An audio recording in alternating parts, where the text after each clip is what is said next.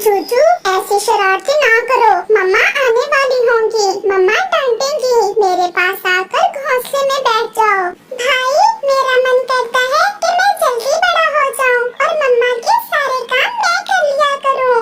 सच जूजू, मुझे भी उसी दिन का इंतजार है जब हम बड़े हो जाएंगे और हम मम्मा को सुख देंगे। वो दोनों भाई बैठे ऐसे बातें कर रहे थे कि उनकी मम्मा भी भोजन लेकर आ जाती है। मम्मा आज तो आप बहुत जल्दी आ गई। हाँ मेरे बच्चों, क्योंकि आज मुझे दूसरे जंगल जाना है, इसीलिए मैं घर जल्द लौट आई हूँ। मम्मा दूसरे जंगल क्या करने जाना है? लकड़ियाँ लेने बेटा, हमारा घर बहुत कमजोर है, हमें अपने घर की मरम्मत के लिए लकड़ियों की जरूरत है और लकड़ियाँ दूसरे जंगल से मिलेंगी। मम्मा मैं भी आपके साथ जाऊँगा। मैं भी। आप दोनों घर में ही रहो तो अच्छा है बेटा, सफर ज्यादा है, आप कैसे इतना उड़ोगे? फिर वो दोनों एक साथ बोलते हैं, मम्मा हम उड़ लेंगे, मम्मा हम उड़ लेंगे। ऐसे मम्मा चिड़िया अपने दोनों बेटों को साथ लेकर दूसरे जंगल लकड़ियाँ लेने चली जाती है। फिर मम्मा चिड़िया इतना सफर उड़कर करने की बजाय घर के पास वाले ऑटो स्टॉप पर जाती है और वो सब ऑटो में बैठ जाते हैं। कुकू, ऑटो में बैठकर उड़ने का बहुत मजा आ रहा है, आज हम पहली बार ऑटो में बैठे हैं। ऐसे वो दूसरे जंगल पहुंच जाते हैं। तोते भैया कितने पैसे? चिड़िया बहन, दूसरे पक्षियों से तो मैं 5 रुपए लेता हूँ, आप 3 दे दे। जब चिड़िया तोते से बात कर रही थी तो थोड़ी दूर एक कौवा जूजू को एक खिलौना दिखाकर अपनी तरफ आकर्षित करता है। जूजू भी अपनी मम्मा से थोड़ा दूर उस कौवे के पास जाता है, जिसे उठाकर कौवा वहाँ से भाग जाता है। मम्मा जूजू कहाँ है? कहाँ है मेरा जूजू? अभी तो यही था, मेरा जूजू कहाँ खो गया?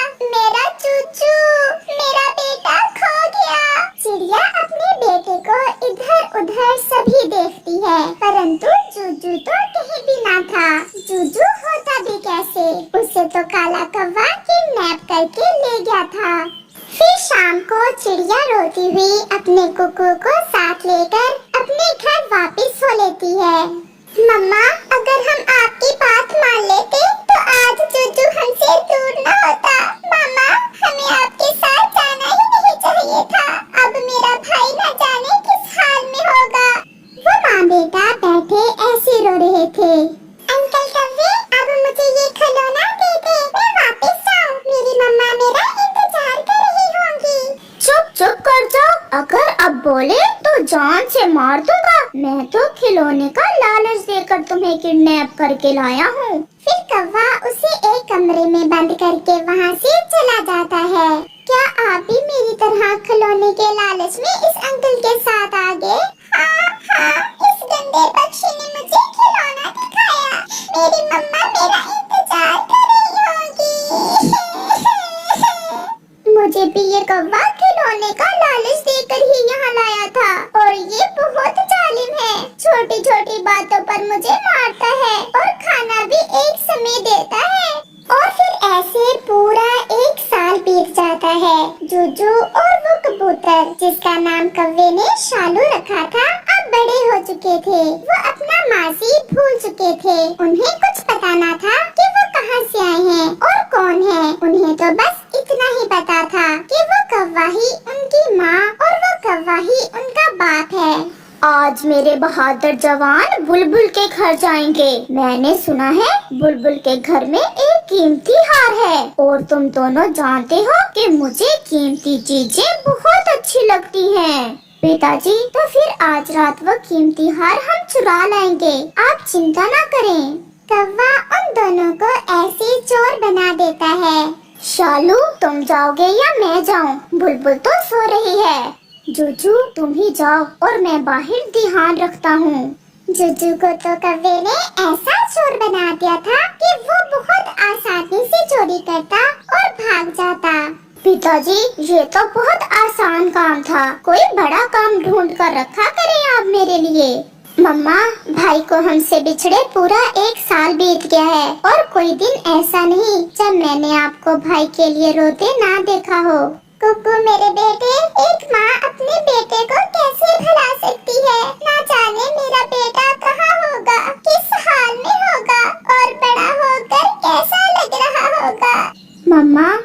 भी तो हो सकता है कि भाई मर गया हो या किसी ने भाई को मार दिया हो।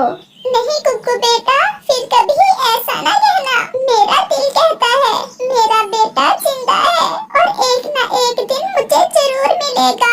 अच्छा मम्मा, अब ये भोजन खा लें। मैं बहुत प्यार से आपके लिए ढूंढ कर लाया हूँ। कुकू बेटा, मैं ऑटो स्टॉप से होकर आती हूँ। और फिर ऐसे हर रोज की तरह मम्मा चिड़िया ऑटो स्टॉप पर अपने बेटे को ढूंढने चली जाती है। तोते भैया, कहीं देखा है मेरे बेटे को? बहन चिड़िया, आप हर रोज यहाँ ना आया करें। मुझे जब भी आपका बेटा कहीं नजर आया, मैं आपको संदेश भेज दूंगा। वो चिड़िया ऐसे अपने बेटे के प्यार में उसे ढूंढती थी, जबकि उसके बेटे को तो कालू कौवे ने किडनैप करके ऐसा पक्षी बना दिया था जिससे उस जंगल के सभी पक्षी डरते थे। ये अमरूद मीठा और पका हुआ है और मीठे फल इस जंगल में केवल मेरे पिताजी ही खा सकते हैं। भागो यहाँ से। ऐसे जुजू उस पक्षी को भगाकर वो अमरूद अपने पिताजी के लिए ले जाता है। जुजू बेटे, अब इस जंगल में तो हमने कोई भी घर नहीं छोड़ा जिसे लूटा ना हो। क्यों ना आज रात तुम पास वाले जंगल में जाओ, हो सकता है कोई बड़ा खजाना मिल जाए।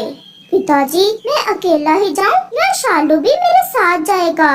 शालू भी तुम्हारे साथ ही जाएगा। तो फिर पिताजी, आज की रात हम उस जंगल के सभी पक्षियों के घरों का सिफाया कर देंगे। बात याद है ना, किसी पर रहम नहीं करना, और अगर कोई पक्षी सीधे से ना माने तो? पिताजी, मुझे सब पता है, आप चिंता ना करें, मैं कभी पकड़ा नहीं जाऊंगा।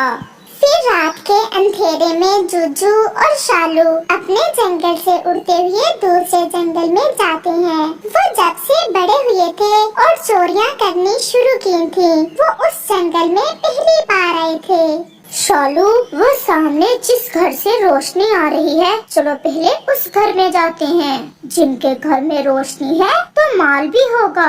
फिर वो दोनों वहाँ जाते हैं। जुजू, तुम जाओ घर के अंदर और मैं यहाँ ध्यान रखता हूँ। फिर जुजू घर के अंदर जाता है। जुजू ये तब जानता था कि वो तो अपने ही घर में चोरी करने पहुँच चुका था। जुजू जैसे ही कुकू के पास से उसकी मम्मा के गहने चुराने लगता है तो मम्मा चिड़िया की आँख खुल जाती है। जुजू भागने लगता है। जुजू मेरे बेटे, क्या तुम जुजू हो? उस चिड़िया के मुंह से अपना नाम सुनकर जुजू की तो आंखें फटी की फटी रह जाती हैं। बताओ बेटा, क्या आप जुजू ही हो? मम्मा, कौन है ये पक्षी और इस समय हमारे घर में क्या कर रहा है? मेरा नाम जुजू ही है। बस ऐसा सुनना था कि चिड़िया जुजू को अपने गले से लगा लेती है। मेरा बेटा, मेरा जुजू, याद करो जुजू बेटा, जब हम लकड़ियाँ लेने गए थे, जब हम ऑटो में बैठ कर गए थे बेटा, और आप खो गए थे। मैं माँ हूँ बेटा आपकी। फिर जुजू को भी कुछ कुछ गुजरा हुआ समय याद आता है। माँ, मुझे सब याद आ गया माँ। भाई कुकू, मेरे भाई। और फिर ऐसे वो सब एक दूसरे से लिपट जाते हैं। शालू, अंदर आ जाओ मेरे दोस्त, हम तो अपना ही घर लूटने आ गए थे। फिर शालू कबूतर भी अंदर आ जाता है। मम्मा ने आपको हर जगह देखा, आप कहाँ थे भाई? वो कौवा मुझे किडनैप करके ले गया था। मुझे सब याद आ गया है कि कैसे उसने मुझे खिलौना दिखाकर किडनैप किया था। और फिर दूसरे दिन जुजू कौवे को पुलिस के हवाले करता है, जिससे अपहरण के केस में कड़ी सजा मिलती है। और शालू भी चिड़िया के परिवार का ही हिस्सा बन जाता है और वो सब फिर से मिल जाते हैं और खुशी खुशी अपनी जिंदगी गुजारते हैं।